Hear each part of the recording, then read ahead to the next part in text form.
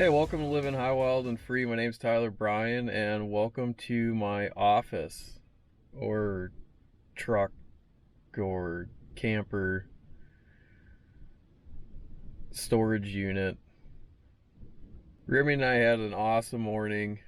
He is tuckered out, hence why he's not a part of this intro. He is snoozing and refuses to get up. Come on, Remy. Come on. You gotta wake up. We gotta do the intro. No? You don't wanna?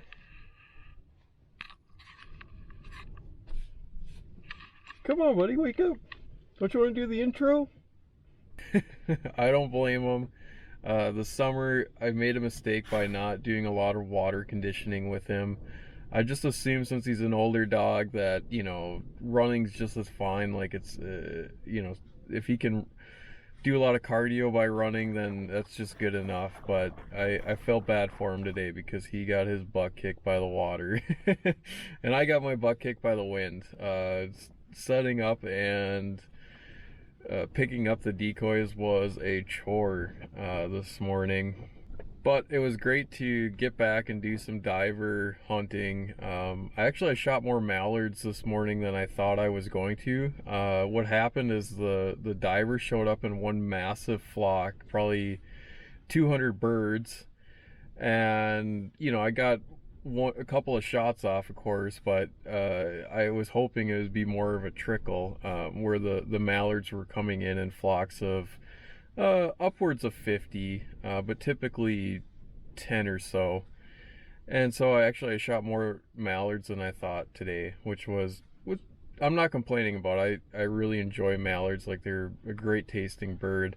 I just love hunting divers. Diver hunting's what started this whole obsession for me. And I love the way that they move and cut the air. There's such a challenging shot and such a beautiful bird. It's really captured my affection for the bird. And the most common divers in Saskatchewan are scops. So that's what today, most of the divers that all of the divers that I saw today were scop. Yeah, so I've been having a couple of questions of like, well, what am I doing like when I'm out scouting? And what am I doing to look for birds? And it's essentially the same, whether it's a field hunt or a water hunt.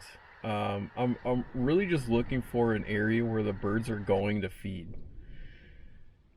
And I am just traveling. I'm starting to get to know Saskatchewan. I've been here for a few years, so I kind of have a sense of where the birds are, where they like to hang out, their migrational patterns, where they usually are at certain times of the year, stuff like that.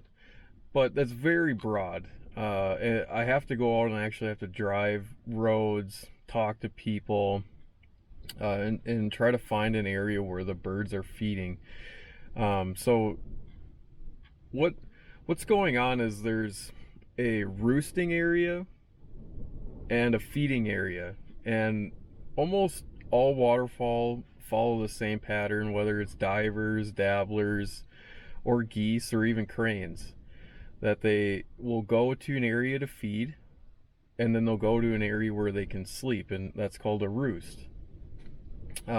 Sometimes geese, mallards, and pintails will have a midday loafing area, and that's essentially just an area that they can go and hang out, drink water, and relax during the midday. But they prefer bigger waters to be safe from predators at night. And so when I'm going out, I'm driving, I find an area where the birds are at. I find a field where the birds are at. I find a pond where the birds are at. And I will sit and look at those birds for as long as I can. If I have an hour before sundown, before they get up and go back to their roost, I'm there for an hour, trying to see where the birds want to be.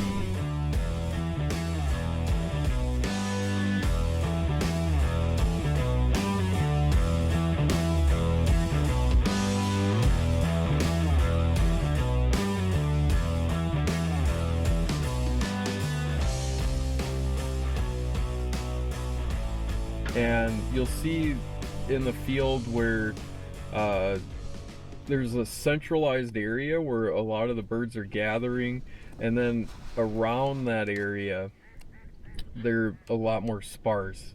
And so I find that central area, this is where the birds want to be, and I try to hope that there's some sort of cover around that area that I can hide in. And that's how I set up a hunt for the morning, or find an area to set up a hunt for the morning. And in a pond, it's the same thing. Where are the birds more centrally located? Like, where are they grouping more?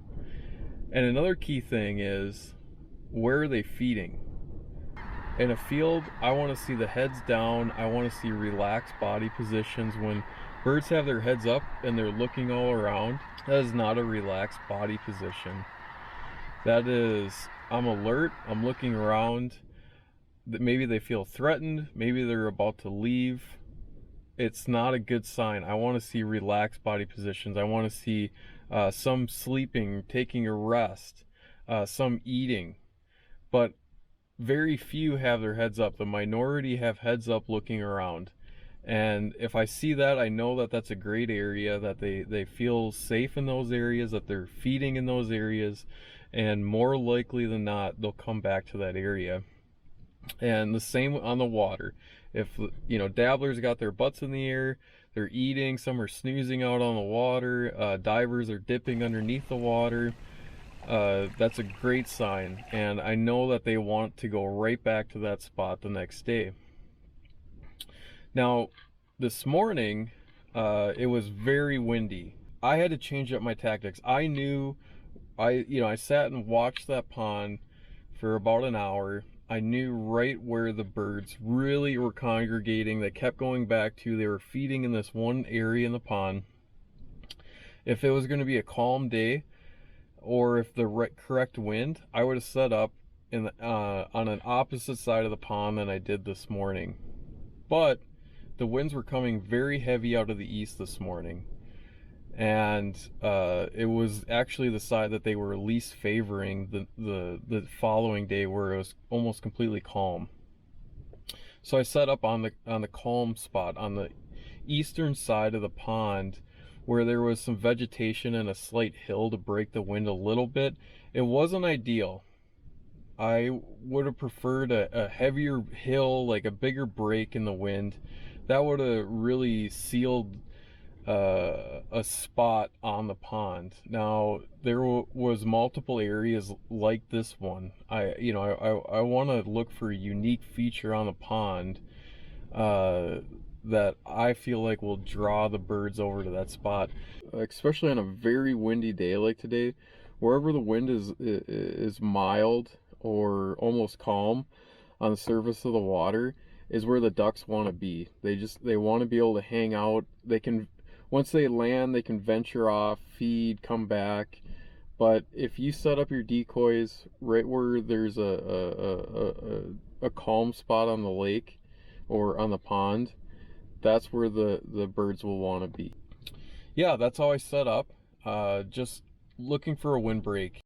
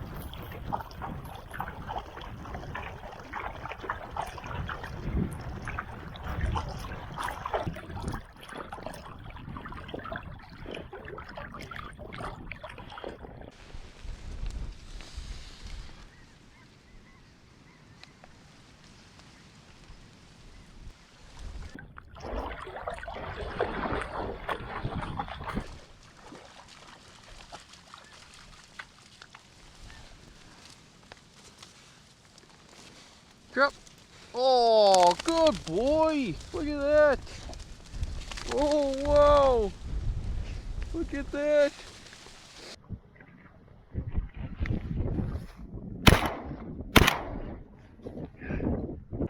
Come on, let's go! Right here! Come on! Come on! Yeah, come on! Come on, buddy! Drop! Oh, good boy!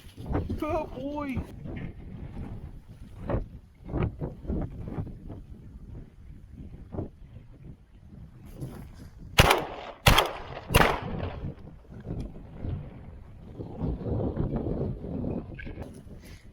Are you ready?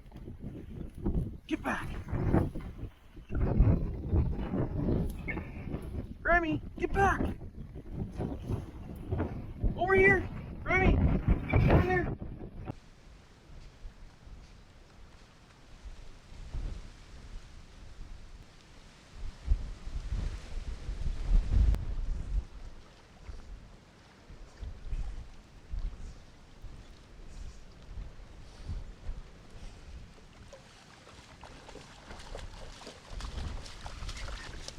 Drop! Oh, good boy!